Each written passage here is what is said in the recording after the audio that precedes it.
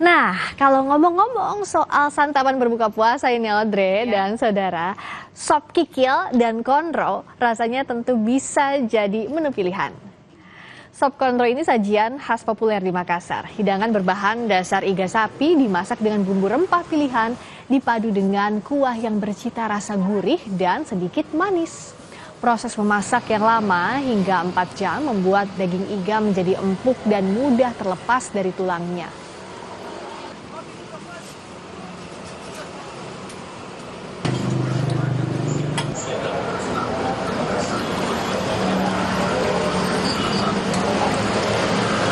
Selain sop konro, ada juga nasi kebuli yang menjadi salah satu menu banyak dicari orang saat momen berbuka puasa di Bali. Hidangan khas Timur Tengah dengan nasi berempah dan juga lauk ayam atau kambing menjadi pilihan karena cita rasanya yang khas tapi tetap ringan untuk dinikmati. Seperti ini misalnya nasi kebuli menjadi salah satu menu favorit masyarakat saat momen berbuka puasa di Bali.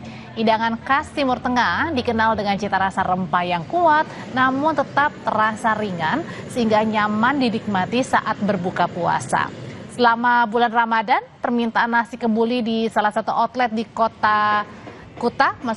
Kuta Badung ini mengalami peningkatan hingga 50% dibandingkan hari biasanya. Peningkatan terlihat dari kebutuhan bahan baku yang mencapai sekitar 600 potong ayam dan 120 potong kambing setiap harinya untuk jadi lauk nasi kebuli.